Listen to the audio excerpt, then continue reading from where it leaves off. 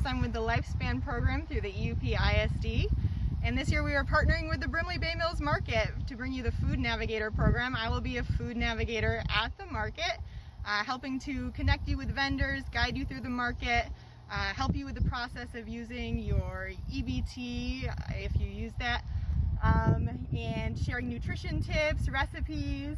I'm here with Dan Jere of Jere Farms, and Dan is going to give us a little sneak peek of some of the produce that they have growing on the farm right now. Jere's are one of the vendors at the Brimley Bay Mills Market. Dan, can you tell us a little bit about what you have growing out here? So outside right now we have zucchini, cauliflower, squash, scallions, potatoes, onions, sugar snap peas, green beans, radishes, beets, cucumbers, spinach, lettuce, more cauliflower, and we're doing a lot of succession planting. That way we can have a lot of product, not only for when the market starts, but we can have enough product and produce all the way through the fall. We're anticipating trying to have lettuce and spinach all the way through October. Last year we were harvesting tomatoes right up to November 1st. So even though it gets cold, we're able to adapt and put structures in place and systems in place that allows us to extend our seasons, continue growing for the community. Great.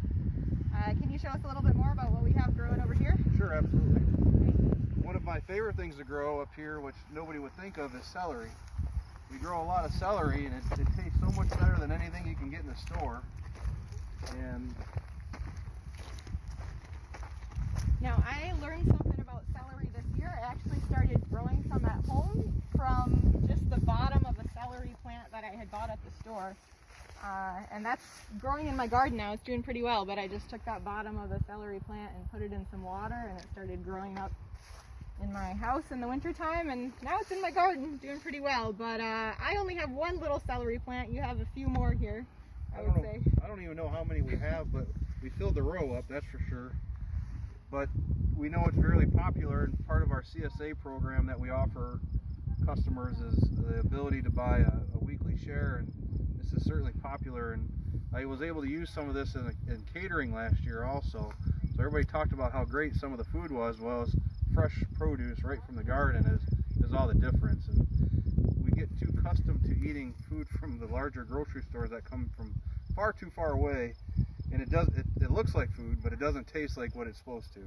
And the benefit about having on farm and being able to grow and pick and harvest and go directly to the farmer's market, it'll last longer, it tastes better, it's more nutritious, and less days on the road. So if you really want to talk about a carbon footprint, we are minimizing any kind of carbon footprint by only being able to transport it 5 miles or 10 miles to the Bay Mills Market.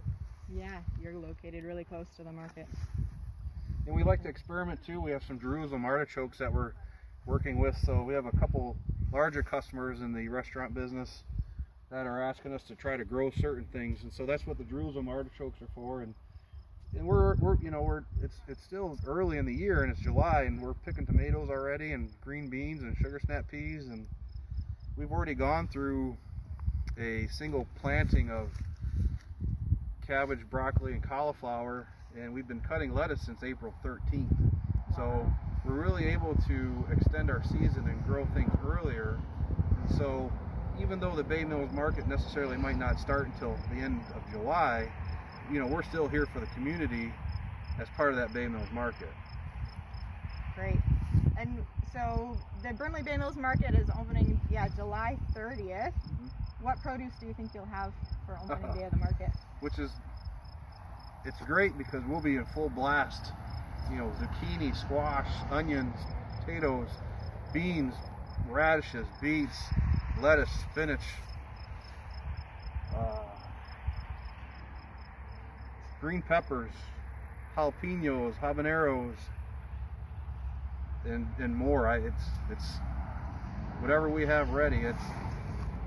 We're ready for the end of the month, and we're cutting now. We're planting a lot, or harvesting a lot now even. So it's very, very full already. So once market starts in a couple weeks, we'll be able to walk into that without any problems and hit the ground running, and there's no more waiting. That's awesome. We'll have a lot available. Yep. A lot grown right now, it looks like. All right, can we come take Yep. a look at what else is grown back here?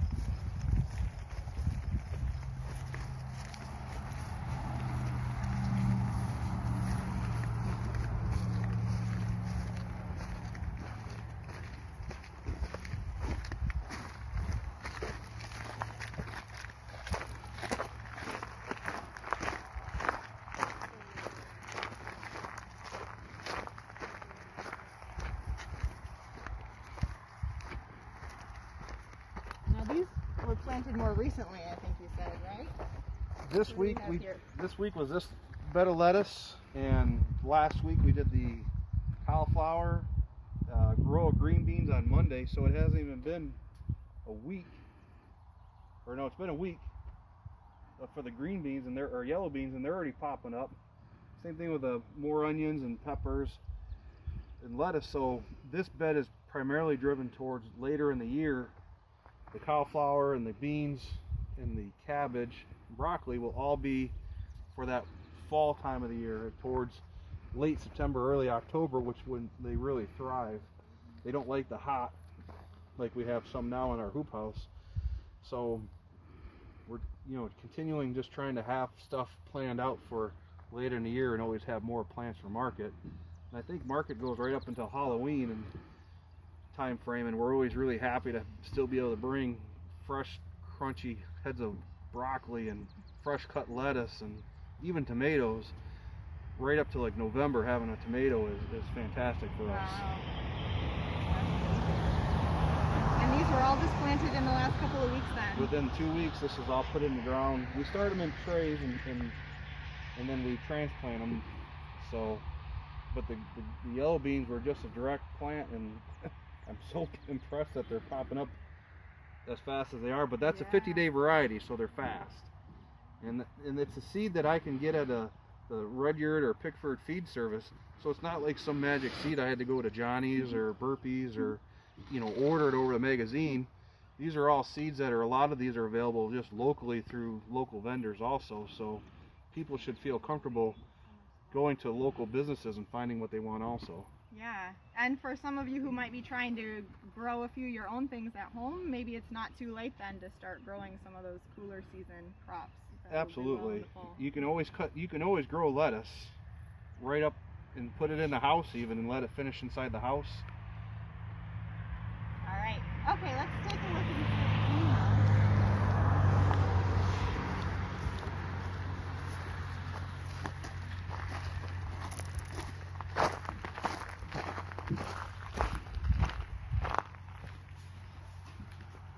Got some beautiful plants in here.